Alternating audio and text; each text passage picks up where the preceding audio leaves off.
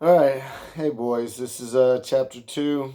I wore Xander's favorite shirt, and this is The Great Brain by John Fitzgerald.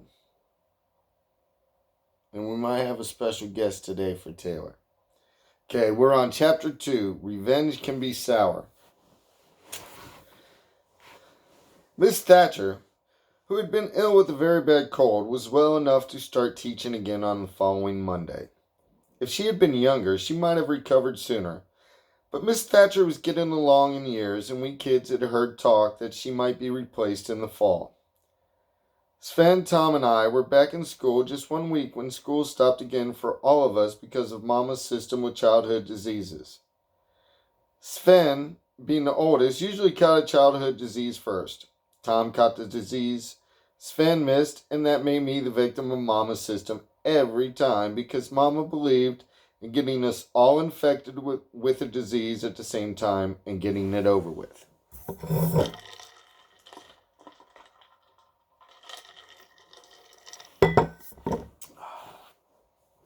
I had a feeling Friday evening during supper that I was about to become the victim again. Mama looked across the table at Sven. "Do your eyes hurt, Svendy?" she asked. "A little," Sven admitted. The next morning, Mama took one look at Sven and ordered him to get undressed and go to her bedroom on the ground floor. Whenever we boys were sick, she always put us in her bedroom. That was the first part of her system. Then she telephoned Dr. Leroy. Mama's bedroom had a door that adjoined the bathroom. When the doctor arrived, Tom and I sneaked into the bathroom. Tom's great brain had long ago figured out a way to eavesdrop. He put a water glass against the door leading to Mama's bedroom and to his ear. I watched his face as he listened. I knew the news was going to be bad, as the expression on his face changed from curiosity to dejection. "SD has got the measles," he said sadly as he stepped back from the door. "You know what that means, JD. Maybe we can sneak out and play before Mama puts us to bed," I suggested. Mama must have guessed what I had in my mind because she opened the door leading to her bedroom. She caught Tom red-handed with the water glass in his hand. "I suspected as much," she said. "You boys know what to do." Tom shook his head slowly.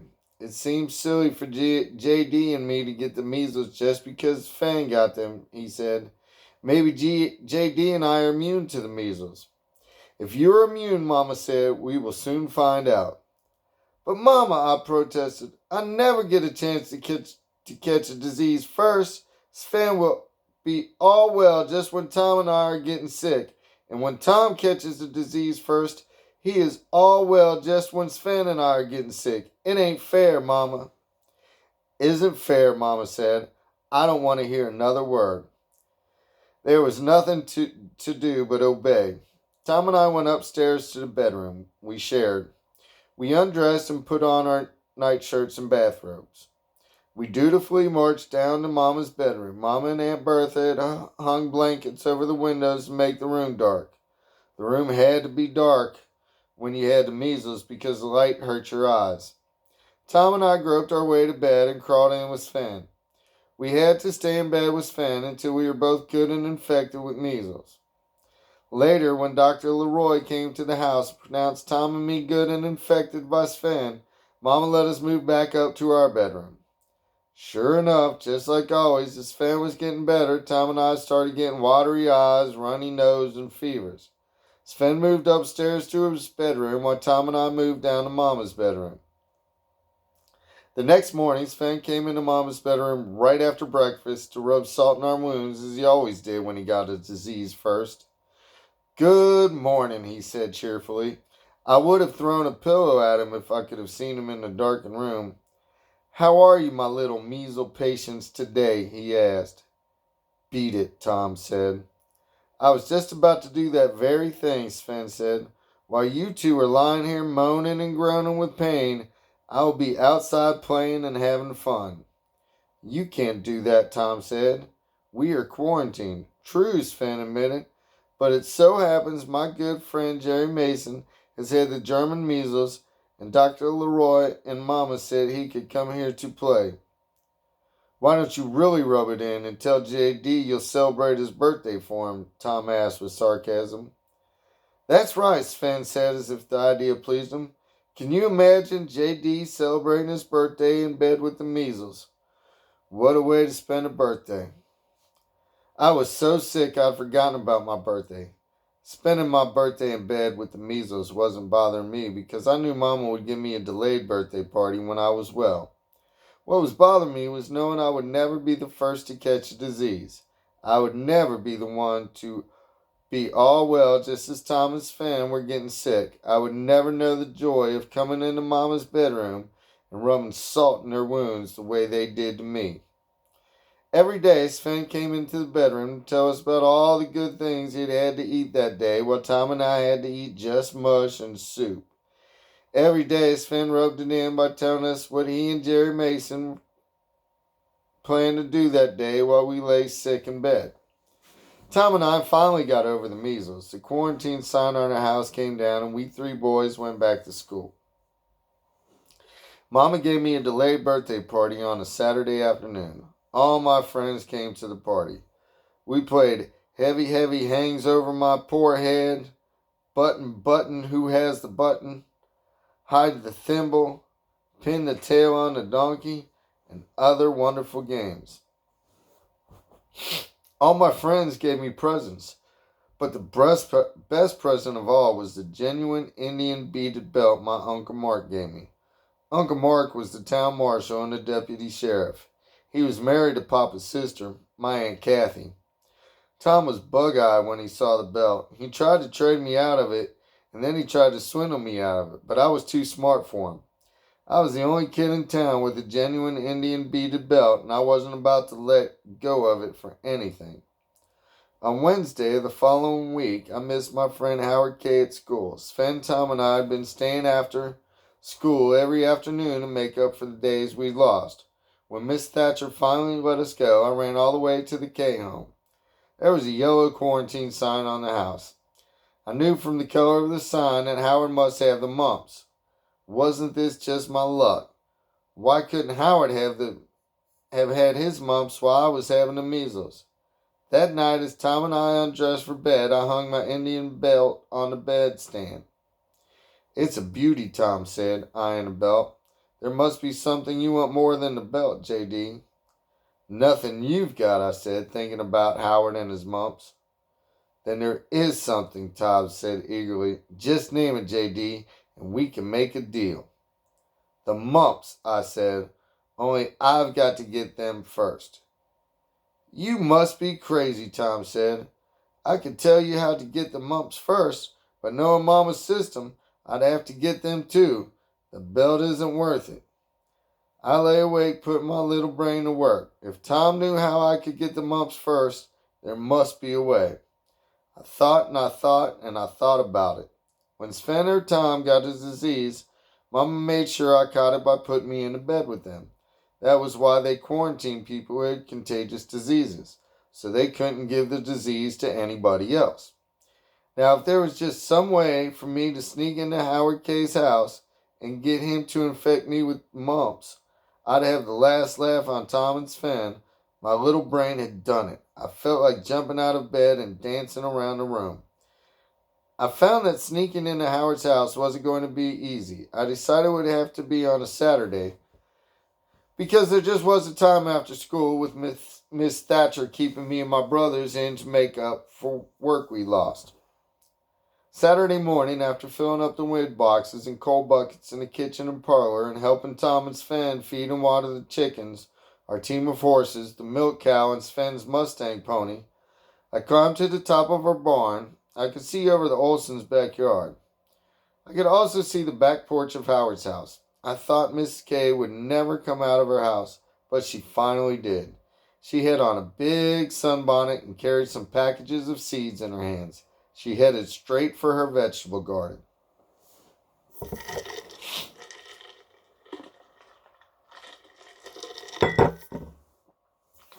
I climbed down from the barn. I walked boldly down Main Street, past the K home, and around to an alley. I cut through the Smith's orchard, pretending I was taking a shortcut. In the middle of the orchard, I dropped to my knees, kept out of sight on my hands and knees until I crawled to the Smith's backyard. I couldn't see anybody on the Smith's back porch. I crawled along ahead, separating the Smith's place from the Case place.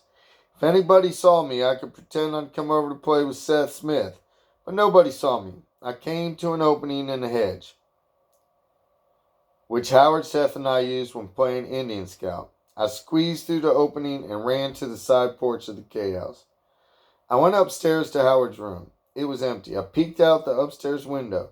Mrs. K was bent over her vegetable garden planting seeds. I went downstairs where I knew there were 2 bedrooms. I heard Howard coughing in his mother's bedroom. I almost burst out laughing when I opened the door and saw Howard. His cheeks and jaws were all puffed up like a balloon with a funny face painted on it. "You can't come in here," Howard whispered. I walked over to the bed. I bent over and put my face close to his face. "Breathe on me, infect me with the mumps," I said. "Have you gone loco?" he asked. "The mumps hurt like the devil. It even hurts to talk." "If you are a true pal, you'll infect me with the mumps," I pleaded. "It is the only way I can get even with Tom and Sven. One of them always gets a disease first. That means that they are all over it just when I'm getting sick. I want to be the first one to get well, just once, so I can rub it in good the way they do to me." "All right," Howard said, "but I still think you were loco wanting to catch some mumps." Howard proved to be a true pal. He put his face close to mine and breathed into it as I inhaled. We were going just great with me getting infected when we heard the screen door on the back porch slam.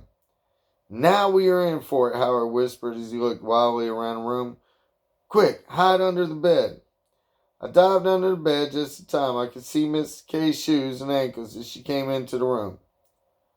"Are you all right, dear?" she asked. "I'm fine, Mom," Howard answered. "I just want to finish planting the radishes," the mother said. "I won't be long." Miss K left the room. I crawled out from under the bed. I sat down on the edge of the bed and put my face close to Howard's. He breathed in my face with me inhaling until we decided I was good and infected. "You're a real pal," I said. "If you say so, John," Howard said as if he doubted it.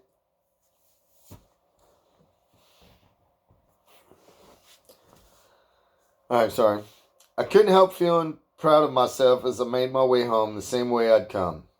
This was one time when I would surely get a disease first. And just when I was getting over the mumps, Tom and Sven would be coming down with them. I could picture my brothers lying in bed with their cheeks and jaws all swollen and suffering after I was all better. Boy, I was going to get even. I looked in the mirror every morning to see if there was any swelling in my jaws. Nothing happened. I had never felt so let down in my life. With the coming of Friday morning and still no sign of the mumps, I came to the conclusion that I hadn't been infected enough. The next morning I did my chores at dig time and climbed on top of the barn. I could see Mrs. K leaning over the backyard fence talking to Mrs. Smith next door. Mom had once said that Mrs. Smith could out-talk any 4 women in town. If Mama was right, and I'd never known her to be wrong, Miss K would be there a long time. I climbed down from the roof of the barn and ran all the way to the Smith home. I boldly walked into the front yard, hoping Seth wasn't home. If he was, I'd just pretend I came over to play with him. Luck was with me. I made my way to the hole in the hedge without anybody seeing me. In another minute, I was in a bedroom with Howard. "Gosh, John, what are you doing here?" he exclaimed. "I didn't catch him," I said. "Maybe you didn't infect me enough." "It ain't time yet," Howard said. "Dr. Leroy said it takes from 12 days to 3 weeks after being exposed." "Exposed?" I asked, wondering if I'd missed something. "It's the same as infected," Howard explained. "As long as I'm here," I said, "we might as well make sure that I'm exposed plenty." Howard obliged like a true pal. He even suggested it might be a good idea to cough in my face a few times, although it hurt him like the devil to cough. Never did a boy have such a true friend. Howard breathed in my face and coughed in my face until we were positive I was exposed for sure. I was the saddest kid in town when 14 days had passed since my visit to Howard without me coming down with the mumps. A horrible thought came to me. Maybe I was one of those unfortunate kids who was immune to the mumps.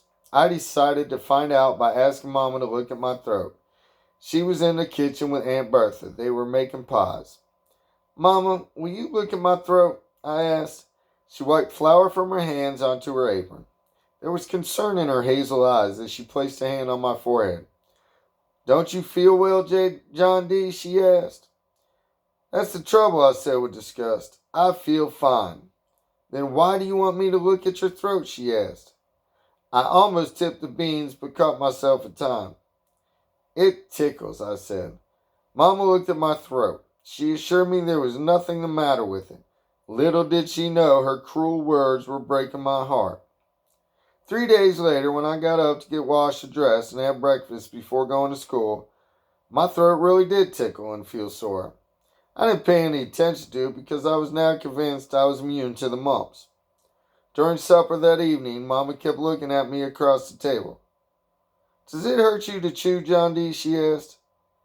It hurts my jaws a little, I answered. Then it hit me what this meant. Let me have a look at you, Mama said. I got up and walked around the table, feeling 10 feet tall. Maybe I wasn't immune to the mumps after all. Mama pressed her fingers to my throat. Does that hurt? She asked. It hurts, I said happily. I had never known what joy there was to pain until that moment. There seems to be some swelling, Mama said. Are you sure, Mama? I asked gleefully as I flashed Sven and Tom a triumphant grin. I don't know why it pleases you so, Mama said. I think you were coming down with the mumps.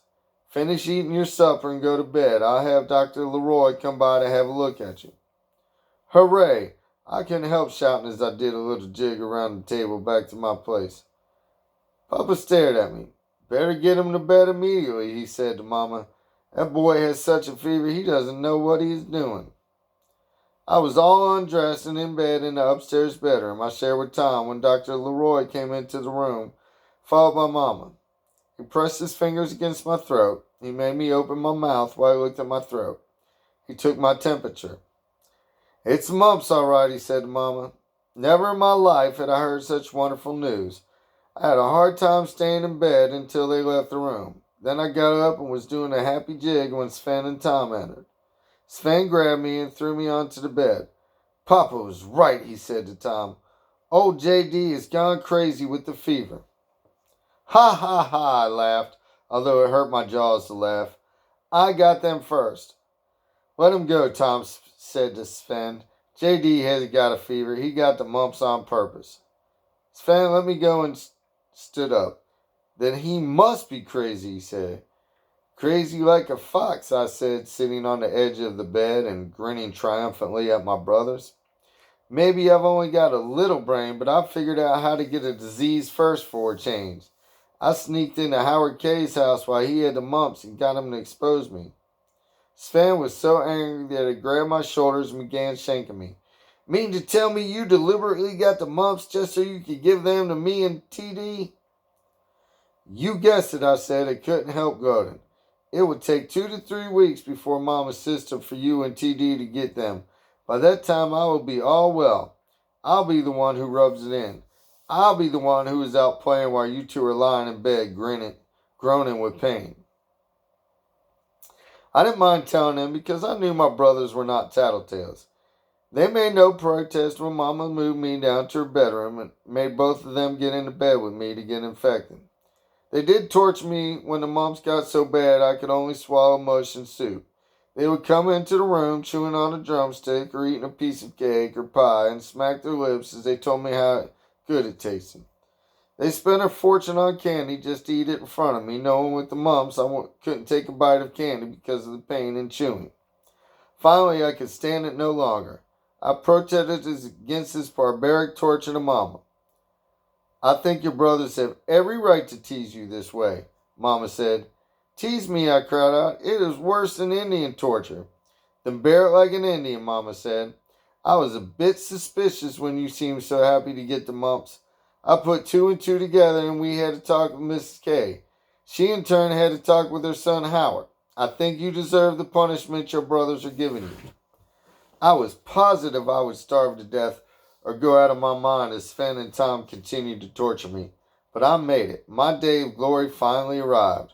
I was all well while Tom and Sven lay groaning with pain in Mama's bedroom with their cheeks and jaws swelled up like they had two baseballs in their mouths. Mama made fresh bread that day. If there was anything my two brothers liked the most, it was take the heel of a fresh baked loaf of bread, smother it with butter and sugar, and then put it in the oven until the sugar turned brown. It was better than candy. I entered the bedroom with the heel of bread covered with butter and toasted sugar. I thought I'd have a little snack before going out to play, I said, as I waved the heel of bread back and forth so they could smell it. Then I took a bite out of it. Boy, is this delicious. Don't you wish you could have a bite? They were so jealous, neither one of them said anything as I ate the heel, and they watched me with their mouths watering. Then I pulled out a stick of red licorice. I took a bite out of it. I'd offer you fellows a bite, but I know you can't chew anything, I said. I guess I'll just have to eat it all by myself. And then I really rubbed it in. I'll be thinking of you fellows during supper tonight, I said. Mama is having fried chicken, and I know how you both love fried chicken. And while you're having only soup to eat, I'll be stuffing myself with good old fried chicken and a piece of Aunt Bertha's delicious apple pie. Beat it, Sven said, unable to endure the torture any longer. As soon as I finish my licorice, I said, taking another bite of it, then I'm going outside to play. You'll hear me whistling and shouting happily as I play outside the bedroom window, so you can hear while you two lie here groaning and moaning.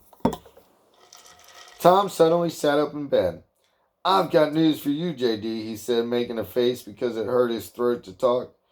Beginning right now, S.D. and I are going to give you the silent treatment. And because of the dirty trick you played on us, we're going to give you the silent treatment for a whole month after we are well. He looked at Sven, who nodded. These are the last words you'll hear from me or S.D. until a month after we are well.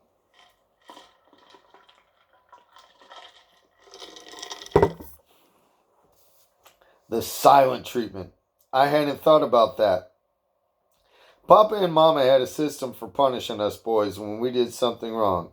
They never gave us a whipping like other kids got from their parents. When they wanted to punish us, they both just stopped speaking to us.